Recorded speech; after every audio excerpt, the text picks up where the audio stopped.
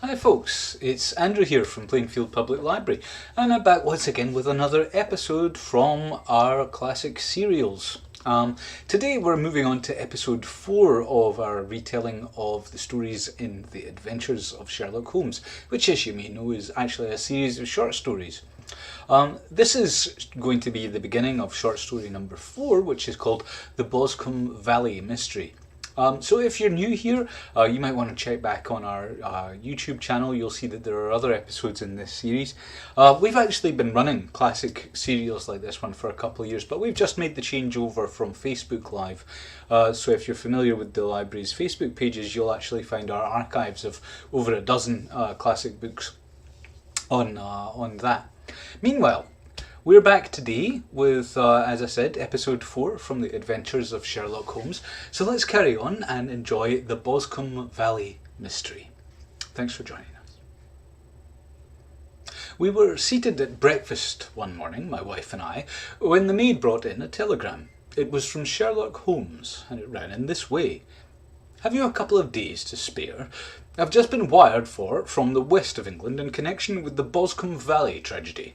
Shall be glad if you will come with me.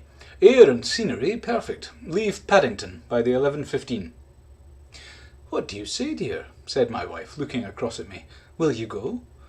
I really don't know what to say. I've a fairly long list at present. Oh, Anstruther would do your work for you. You've been looking a little pale recently. I think that the change would do you good, and you're always so interested in Mr. Sherlock Holmes's cases. I should be ungrateful if I were not, seeing what I gained through one of them, I answered. But if I am to go, I must pack at once, for I've only half an hour. My experience of camp life in Afghanistan had at least had the effect of making me a prompt and ready traveller. My wants were few and simple, so that in less than the time stated I was in a cab with my valise, rattling away to Paddington Station. Sherlock Holmes was pacing up and down the platform, his tall, gaunt figure made even gaunter and taller by his long grey travelling cloak and close-fitting cloth cap. It is really very good of you to come, Watson, said he. It makes a considerable difference to me having someone with me on whom I can thoroughly rely. Locally it is always either worthless or else biased. If you will keep the 2 corner seats, I shall get the tickets. We had the carriage to ourselves, save for an immense litter of papers which Holmes had brought with him. Amongst these he rummaged and read with intervals of note-taking and of meditation until we were past Reading. Then he suddenly rolled them all up into a gigantic ball and tossed them up onto the rack. Have you heard anything of the case? He asked. Not a word. I've not seen a paper for some days. The London press has not had very full accounts. I've just been looking through all the recent papers in order to master the particulars. It seems, from what I gather, to be one of those simple cases, which are so extremely difficult. That sounds a little paradoxical, but it is profoundly true. Singularity is almost invariably a clue. The more featureless and commonplace a crime is, the more difficult it is to bring it home. In this case, however, they have established a very serious case against the son of the murdered man. It is a murder, then? Well, it is conjectured to be so. I shall take nothing for granted until I have the opportunity of looking personally into it. I will explain the state of things to you, as far as I've been able to understand it, in a very few words. Boscombe Valley is a country district not very far from Ross, in Herefordshire. The largest landed proprietor in that part is a Mr. John Turner, who made his money in Australia and returned some years ago to the old country. One of the farms which he held, that of Hatherley, was let to Mr. Charles McCarthy, who was also an ex-Australian. The men had known each other in the colonies, so that it was not unnaturally that when they came to settle down they should do so as near each other as possible. Turner was apparently the richer man, so Mr. McCarthy became his tenant, but still remained, it seems, upon terms of perfect equality, as they were frequently together. McCarthy had one son, a lad of 18, and Turner had an only daughter of the same age, but neither of them had wives living. They appear to have avoided the society of the neighbouring English families and to have led retired lives, though both the McCarthys were fond of sport and were frequently seen at the race meetings of the neighbourhood. Mr. McCarthy kept 2 servants, a man and a girl. Turner had a considerable household, some half-dozen at the least. This is as much as I've been able to gather about the families. Now for the facts.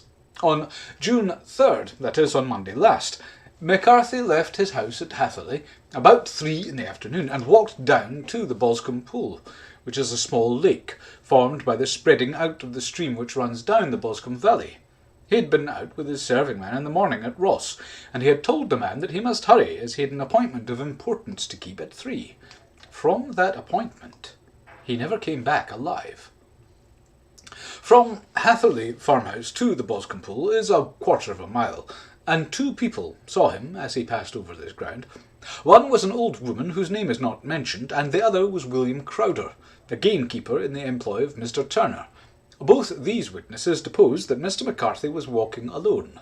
The gamekeeper adds that within a few minutes of his seeing Mr. McCarthy pass, he had seen his son, Mr. James McCarthy, going the same way with a gun under his arm. To the best of his belief, the father was actually in sight at the time, and the son was following him. He thought no more of the matter until he heard in the evening of the tragedy that had occurred.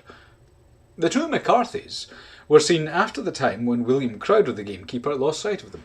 The Boscombe Pool is thickly wooded round, with just a fringe of grass and reeds round the edge. A girl of 14, Patience Moran, who is the daughter of the lodge-keeper of the Boscombe Valley estate, was in one of the woods, picking flowers.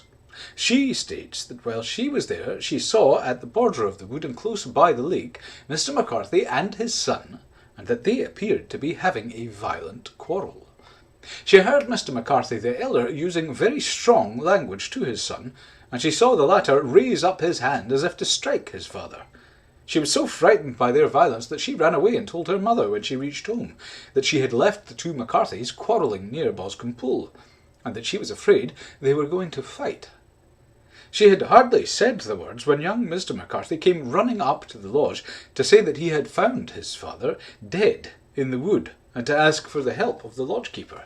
He was much excited without either his gun or his hat, and his right hand and sleeve were observed to be stained with fresh blood. On following him, they found the dead body stretched out upon the grass beside the pool. The head had been beaten in by repeated blows of some heavy and blunt weapon. The injuries were such as might very well have been inflicted by the butt end of his son's gun, which was found lying on the grass within a few paces of the body. Under these circumstances, the young man was instantly arrested, and a verdict of wilful murder having been returned at the inquest on Tuesday, he was on Wednesday brought before the magistrates at Ross, who have referred the case to the next assizes. Those are the main facts of the case as they came out before the coroner and the police court. I could hardly imagine a more damning case, I remarked. If ever circumstantial evidence pointed to a criminal, it does so here. Circumstantial evidence is a very tricky thing, answered Holmes thoughtfully. It may seem to point very straight to one thing, but if you shift your own point of view a little, you may find it pointing in an equally uncompromising manner to something entirely different. It must be confessed, however, that the case looks exceedingly grave against the young man, and it is very possible that he is indeed the culprit. There are several people in the neighbourhood, however, and among them Miss Turner, the daughter of the neighbouring landowner, who believe in his innocence, and who have retained Lestrade, whom you may recollect in connection with the study in scarlet, to work out the case in his interest. Lestrade, being rather puzzled, has referred the case to me, and hence it is that 2 middle-aged gentlemen are flying westward at 50 miles an hour, instead of quietly digesting their breakfasts at home. I am afraid, said I, that the facts are so obvious that you will find little credit to be gained out of this case. There is nothing more deceptive than an obvious fact, he answered, laughing. Besides, we may chance to hit upon some other obvious facts, which may have been by no means obvious to Mr. Lestrade. You know me too well to think that I am boasting when I say that I shall either confirm or destroy his theory by means of which he is quite incapable of employing, or even of understanding. To take the first example to hand, I very clearly perceived that in your bedroom the window was upon the right-hand side, and yet I question whether Mr. Lestrade would have noted even so self-evident a thing as that. How on earth? My dear fellow, I know you well. I know the military neatness which characterizes you. You shave every morning, and in this season you shave by the sunlight. But since your shaving is less and less complete as we get further back on the left side, until it becomes positively slovenly as we get round the angle of the jaw, it is surely very clear that that side is less illuminated than the other. I could not, a man of your habits, looking at himself in an equal light and being satisfied with such a result. I only quote this as a trivial example of observation and inference. Therein lies my métier, and it is just possible that it may be of some service in the investigation which lies before us. There are one or two minor points which were brought out in the inquest, and which are worth considering. What are they? It appears that his arrest did not take place at once, but after the return to Hatherley Farm. On the Inspector of Constabulary informing him that he was a prisoner, he remarked that he was not surprised to hear it, and that it was no more than his deserts. This observation of his had the natural effect of removing any traces of doubt which might have remained in the minds of the coroner's jury. It was a confession, I ejaculated. No, for it was followed by a protestation of innocence.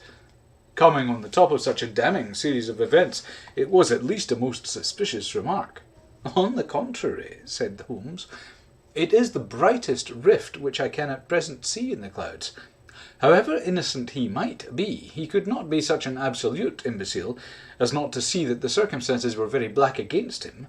Had he appeared surprised at his own arrest, or feigned indignation at it, I should have looked upon it as highly suspicious, because such surprise or anger would not be natural under the circumstances, and yet might appear to be the best policy to a scheming man. His frank acceptance of the situation marks him either as an innocent man, or else a man of considerable self-restraint and firmness. As to his remark about his deserts, it was also not unnatural if you consider that he stood beside the dead body of his father, and that there is no doubt that he had that very day so far forgotten his filial duty as to bandy words with him, and even, according to the little girl whose evidence is so important, to raise his hand as if to strike him. The self-reproach and contrition which are displayed in his remark appear to me to be the signs of a healthy mind rather than of a guilty one. I shook my head. Many men have been hanged on far slighter evidence, I remarked. So they have. And many men have been wrongfully hanged.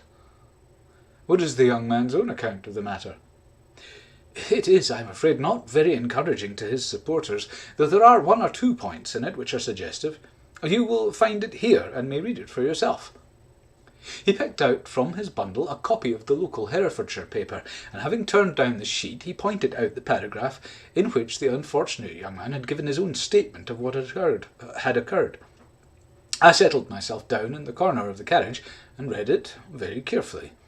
It ran this way. Mr. James McCarthy, the only son of the deceased, was then called and gave evidence as follows. I had been away from home for 3 days at Bristol, and had only just returned upon the morning of last Monday, the 3rd. My father was absent from home at the time of my arrival, and I was informed by the maid that he had driven over to Ross with John Cobb, the groom. Shortly after my return, I heard the wheels of his trap in the yard, and looking out of my window, I saw him get out and walk rapidly out of the yard, though I was not aware in which direction he was going. I then took my gun and strolled out in the direction of the Boscombe Pool, with the intention of visiting the rabbit warren which is upon the other side. On my way I saw William Crowder, the gamekeeper, as he'd stated in his evidence, but he is mistaken in thinking that I was following my father. I had no idea that he was in front of me. When about 100 yards from the pool, I heard a cry of "Cooey," which is a usual signal between my father and myself. I then hurried forward and found him standing by the pool. He appeared to be much surprised at seeing me, and asked me rather roughly what I was doing there. A conversation ensued, which led to high words, and almost to blows, for my father was a man of a very violent temper. Seeing that his passion was becoming ungovernable, I left him, and returned towards Hatherley Farm. I had not gone more than 150 yards, however, when I heard a hideous outcry behind me, which caused me to run back again. I found my father expiring upon the ground, with his head terribly injured. I dropped my gun and held him in my arms, but he almost instantly expired.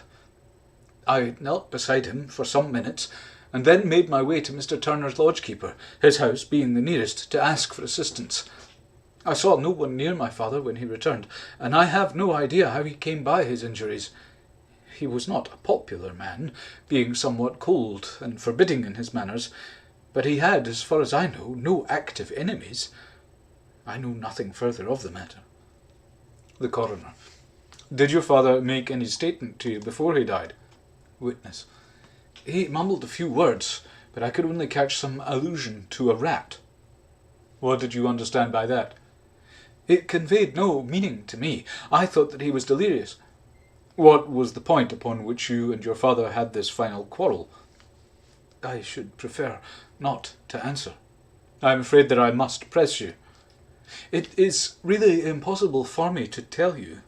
I can assure you that it has nothing to do with the sad tragedy which followed. That is for the court to decide. I need not point out to you that your refusal to answer will prejudice your case considerably in any future proceedings which may arise. I must still refuse. I understand that the cry of "Cooey" was a common signal between you and your father? It was. How is it then that he uttered it before he saw you, and before he even knew that you had returned from Bristol? I do not know. A juryman: Did you see nothing which aroused your suspicions when you returned on hearing the cry, and found your father fatally injured? Nothing definite. What do you mean? I was so disturbed and excited as I rushed out into the open that I could not think of anything except of my father. Yet I have a vague impression that as I ran forward, something lay upon the ground to the left of me. It seemed to me to be something grey in colour, a coat of some sort, or a plaid perhaps.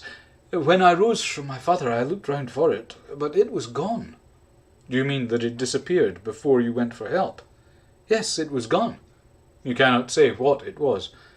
No. I had a feeling somebody was there. Something was there. How far from the body? 12 yards or so. And how far from the edge of the wood? About the same. Then if it was removed, it was while you were within 12 yards of it? Yes, but with my back towards it. This concluded the examination of the witness. I see, said I, as I glanced down the column. The coroner in his concluding remarks was rather severe upon young McCarthy. He calls attention, and with reason, to the discrepancy about his father having signalled to him before seeing him, also to his refusal to give details of his conversation with his father, and his singular account of his father's dying words. It all, as he remarks, very much against the son. Holmes laughed softly to himself, and stretched himself out upon the cushioned seat. Both you and the coroner have been at some pains, said he, to single out the very strongest points in the young man's favour. Don't you see that you alternately give him credit for having too much imagination and too little? Too little if he could not invent a cause of a quarrel which would give him the sympathy of the jury. Too much if he evolved from his own inner consciousness anything so outré as a dying reference to a rat, and the incident of the vanishing cloth. Oh, sir, I shall approach this case from the point of view that what this young man says is true, and we shall see whither that hypothesis will lead us.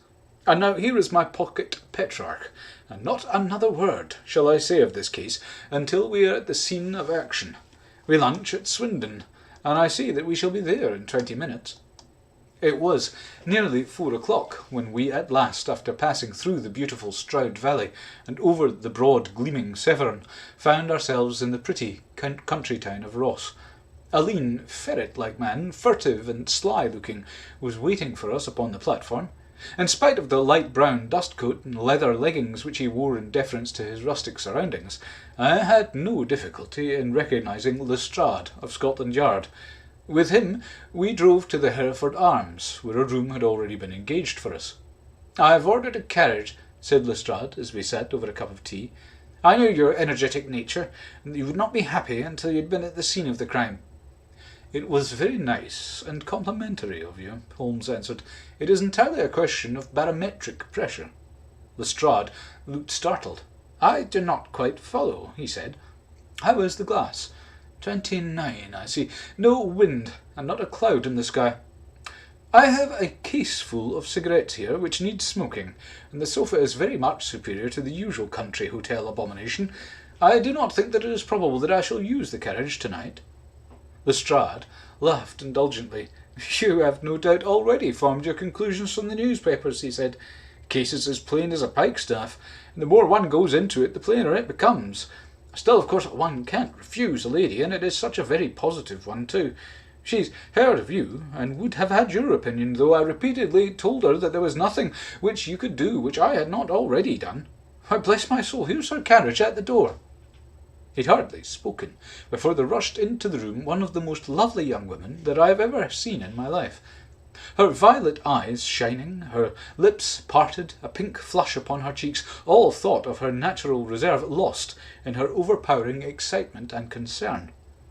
"Oh, Mr. Sherlock Holmes," she cried, glancing from one to the other of us, and finally, with a woman's quick intuition, fastening upon my companion, "I am so glad that you've come.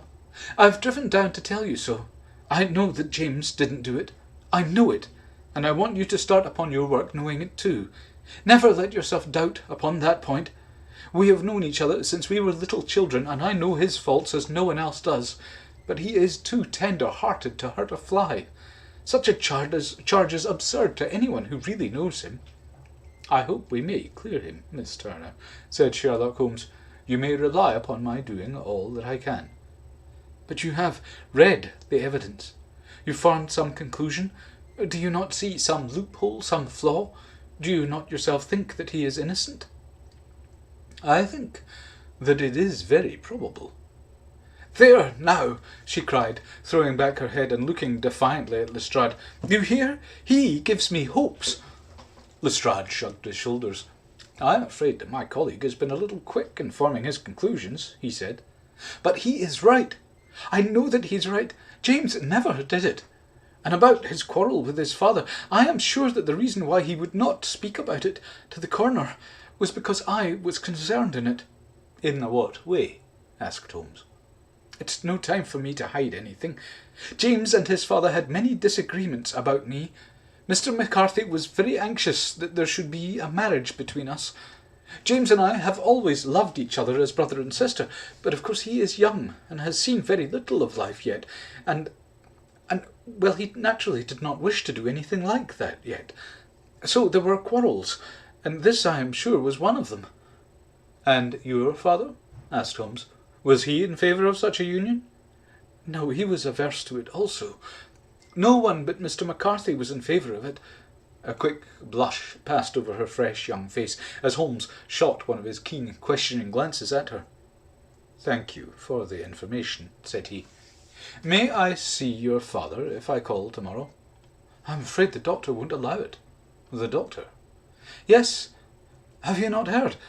Poor father has never been strong for years back, but this has broken him down completely. He's taken to his bed, and Dr. Willows says that he is a wreck, and that his nervous system is shattered. Mr. McCarthy was the only man alive who had known Dad in the old days in Victoria." "Ah, in Victoria? That is important." "Yes, at the mines." "Quite so. At the gold mines, where, as I understand, Mr. Turner made his money." "Yes, certainly." "Thank you, Miss Turner. You have been of material assistance to me. You will tell me if you have any news tomorrow. No doubt you will go to the prison to see James. If you do, Mr. Holmes, do tell him that I know him to be innocent." "I will, Miss Turner." "I must go home now, for Dad is very ill, and he misses me so if I leave him. Goodbye, and God help you in your undertaking."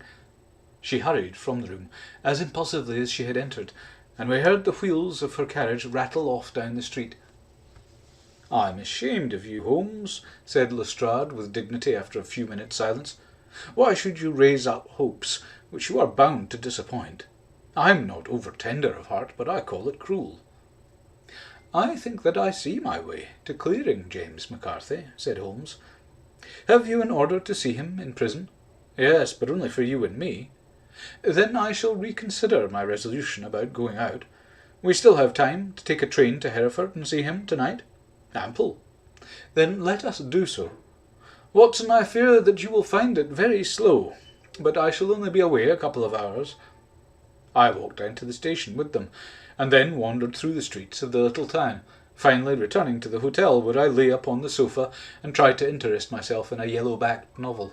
The puny plot of the story was so thin, however, when compared to the deep mystery through which we were groping, and I found my attention wander so continually from the action to the fact, that I at last flung it across the room and gave myself up entirely to a consideration of the events of the day. Supposing that this unhappy young man's story were absolutely true, then what hellish thing, what absolutely unforeseen and extraordinary calamity could have occurred between the time when he parted from his father and the moment when, drawn back by his screams, he rushed into the glade? It was something terrible and deadly. What could it be? Might not the nature of the injuries reveal something to my medical instincts?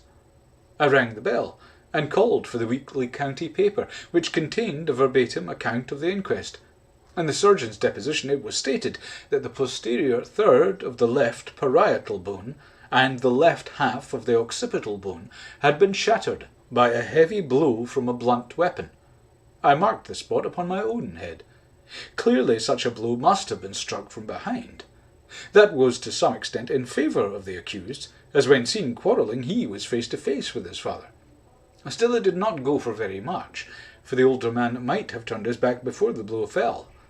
Still, it might be worthwhile to call Holmes's attention to it. Then there was the peculiar, dying reference to a rat. What could that mean? It could not be delirium. A man dying from a sudden blow does not commonly become delirious. No, it was more likely to be an attempt to explain how he met his fate. But what could it indicate? I cudgelled my brains to find some possible explanation, and then the incident of the grey cloth seen by young McCarthy. If that were true, the murderer must have dropped some part of his dress, presumably his overcoat, in his flight, and must have had the hardihood to return and carry it away at the instant when the son was kneeling with his back turned, not a dozen paces off. What a tissue of mysteries and improbabilities the whole thing was. I did not wonder at Lestrade's opinion, and yet I had so much faith in Sherlock Holmes's insight that I could not lose hope as long as every fresh fact seemed to strengthen his conviction of young McCarthy's innocence. Well, that seems like a good place to leave it for today, folks. I'm not going to be able to finish this particular story today, but I will be back on Friday at 2 p.m. to continue on with the story, and hopefully we will be able to finish the mystery of Boscombe Valley. Thank you for joining me this afternoon. I did enjoy reading to you, and I hope you'll be able to join me again, as I said, on Friday at 2 o'clock. And again, if you happen to be new here, you'll be able to catch up with previous episodes on our YouTube channel, which are recorded there. And as we've been doing this for quite some time, if you want to look at over a dozen other books which we've read our way through, hop over to the library's Facebook page, and you'll find in the videos section there that we have playlists for over a dozen different books that we've read our way through over the last couple of years. One more time, thank you for joining me today, and I do hope you can join me